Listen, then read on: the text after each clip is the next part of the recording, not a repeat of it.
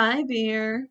Welcome back to Voyaging Divine Love. My name's Valentina, and this video that I'm doing is going to be about soul groups and soulmates and what the difference is between both of those. So I've done a diagram here so that you can understand the difference. So let's say we're looking at group number one. So this is soul group number one, okay? And let's say soul group number one is characterized by, this red rim, and these are all the souls within the soul group here. See, that's a soul, that's a soul, that's a soul, that's a soul. Yeah? These are all individual souls within the group. Let's say that soul group number one is characterized by warm colors. So you can see yellow is a warm color, pink is a warm colour, red is a warm colour, and orange is a warm colour as well. So this soul group here is characterised by warm colours as an example, okay? And this soul group here, soul group number two, is characterised by the cool colours. So cool colour around the rim, so we've got green. And these are all the souls again within the soul group, all the individual souls. And as you can see, we've got light blue, we've got green, and we've got dark blue. So these are all cool colours. So this soul group here, soul group number two as an example, is characterised by cool colours. So basically, with soul groups have their own soul blueprint, as we call it. Within that whole soul group's blueprint, they've got their own unique blueprint. Each group has their own soul group blueprint, and they have their own characteristics. Each group has its own characteristics, and there are many, many, many different soul groups. But as an example, so you can see the differences, how they might appear differently in this diagram. Okay, but this is an example just to get your head around it. So basically, as an example, the soul group that I come from is very expressive. We are all very expressive, and we're also very creative. Like, I come from such a creative soul group. Okay, we're very artistic, very creative, very expressive. Um, we're quite passionate as well as a group, you know. So this is something. These are characteristics of my soul group, the soul group that I belong to. Um, let's say there's another. Let's say that soul group number one is the soul group that I belong to, as an example. Let's say I'm one of these little guys here, right? And let's say soul group number two is a group that I am not in. It's not my soul group. But let's just give an example here as some characteristics that can appear different as an example for soul group number two. So soul group number two, let's say this soul group is more introvert, inward thinking, and the soul group is quite analytical. They like to analyze, information. They find that really exciting, to analyze. Let's say, they're more introvert, they're not like so expressive. Let's say that they're really into like their mathematical things, and they're not, they're not very expressive, they're not creative, but they're really into like their maths and their sciences, you know? So let's say that soul group is like that as an example. It's just an example. It's difficult for me to explain another soul group that I'm not in because this is my soul group. But you'll maybe know yourself as a soul. You have characteristics, and these are characteristics that you have felt and within other people that you know in your family or people that you've met and you become friends, or someone that you could date. You can notice, hey, oh wow, yeah, we've got like these similar characteristics. For me, it's like to do with being expressive and creative and passionate.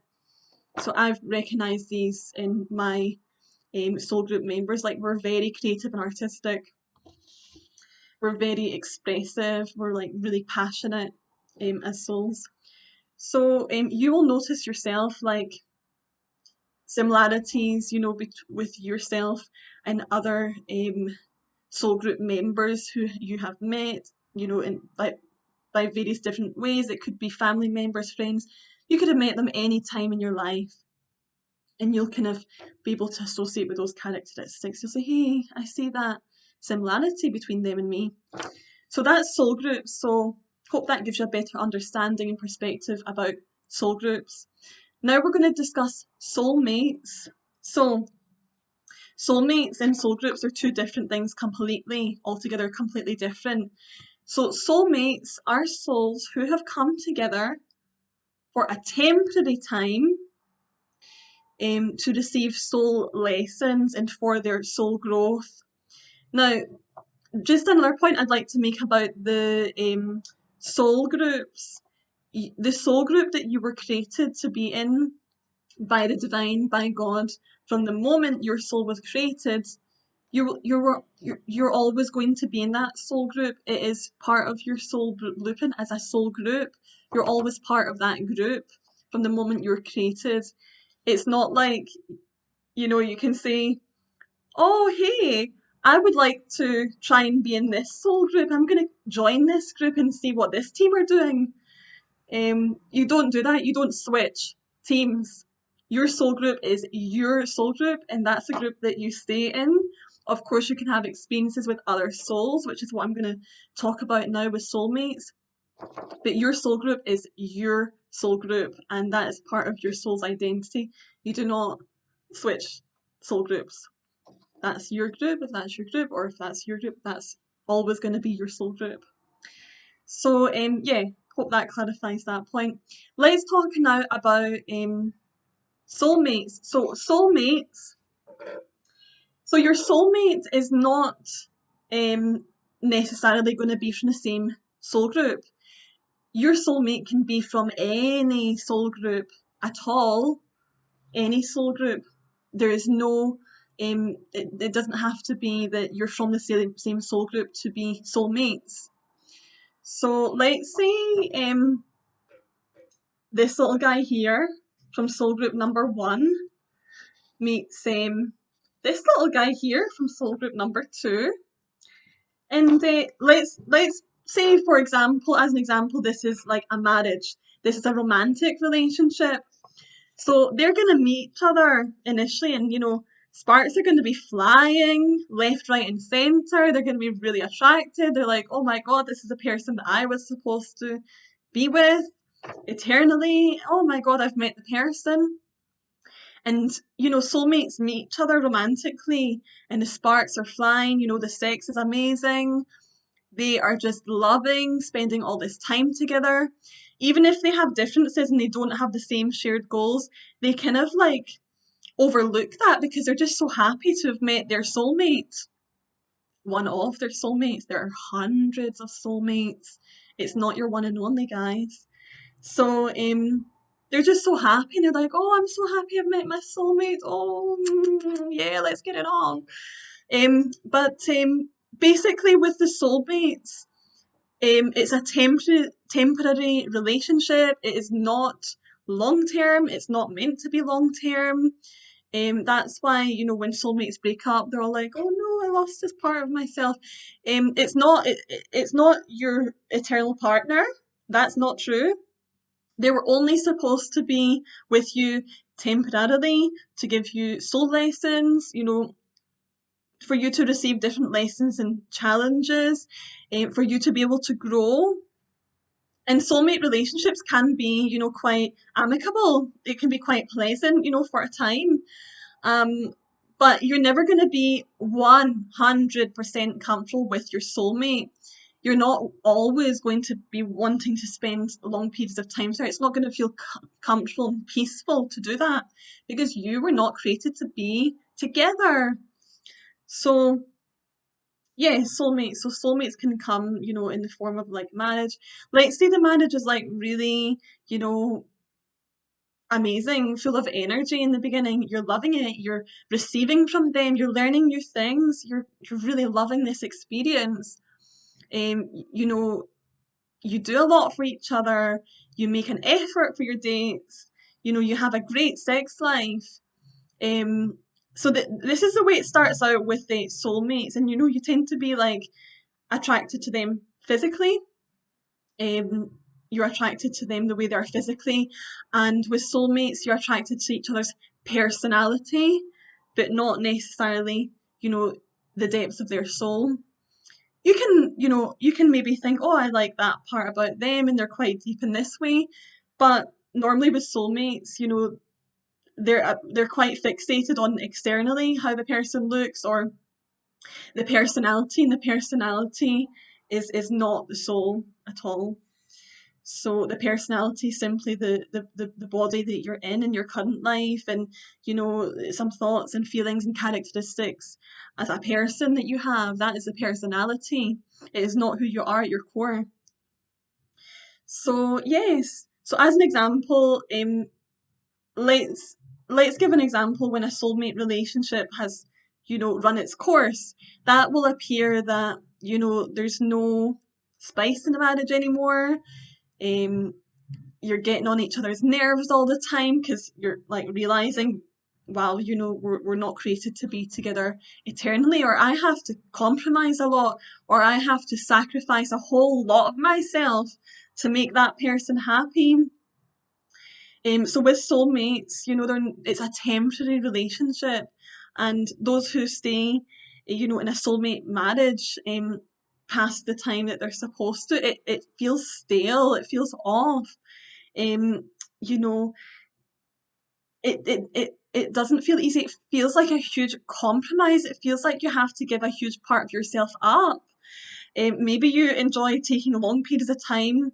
You're away from them for long periods of time because you desire that more because it starts to be uncomfortable, like really uncomfortable, being with them for long periods of time. And so you have to take up all these extra hobbies and all this and go out with your friends more, or you start to then look at other souls because your eyes starts to wander because you're looking for your eternal partner, and this is not your eternal partner, the soulmate. So yeah, with soulmates, that's an example in marriage.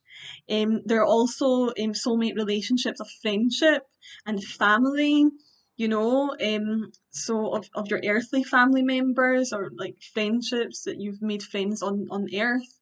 So soulmates, it's not just romantic. Soulmate relationships can be any kind of relationship that you encounter in your life. It's a very common relationship, the soulmate relationship, and it's a very common connection. You have hundreds and hundreds and hundreds and hundreds and hundreds and hundreds and hundreds of soulmates. The soulmate you're with ain't special. It's just someone who's there to teach you lessons for that time. And you don't have to stay with a soulmate. You can always fast track your ascension by seeking and choosing to be with your twin flame. Anyway, so that's a bit for you about soulmates. And as I said, it can be a friendship. Maybe like you have a friend and you get on really well. You meet someone and you get on so well, and you're going the same way, and you've got the same ideas about things, or so it seems, and a lot of common interests, and you feel like you're on the same page. And then maybe over time you go, oh, I don't feel as much like we can't relate to each other so much anymore. Maybe we've changed or whatever, and that relationship falls away. It's happened to me with friends I had, when I was living in Berlin in Germany, and I was so close to these girls. I felt like they were sisters for me. But as my soul was evolving, as I was changing, I noticed that, maybe habits that I had that I had healed out of, like addiction to alcohol and things like that. That's how I related. We were like drinking buddies, and when I healed my addiction to drinking, they didn't find me so fun anymore, um, or they didn't want to associate with me so much, um, because that was what bonded us. You know, that was part of the bond, and I'm not saying it was the only one. There were other bonds too, but you know, it runs its course with soulmates and friendship as well. Um, could be even a teacher or just anyone you can come into contact with. It could be a soulmate relationship, any kind of relationship, and they can be short-lived or more long-term. But the main thing is it's temporary. You know, you can even just meet someone in passing, and you know it's one of your many hundreds and hundreds of soulmates. So that's soulmates for you, temporary. You're not designed to be with them long term. That's why it's not fun anymore. And yeah, I hope you found this video useful to you, and just I'll show you the diagram again if you just quickly want to see it. That's soul group number 1, soul group number 2. These are the soulmates that come together. And a point that I wanted to add, a soulmate of yours that comes into your life for soul lessons, they can be from a different soul group than you, but they can also sometimes be part of the same soul group, and they've come into your life as a soulmate for soul lessons. And you're either in the same soul group or you're different soul groups. Either way can happen. So I hope that you enjoyed this video, and that I hope that that really clarified for you the difference between soul groups and soulmates. Thanks for watching. Bye.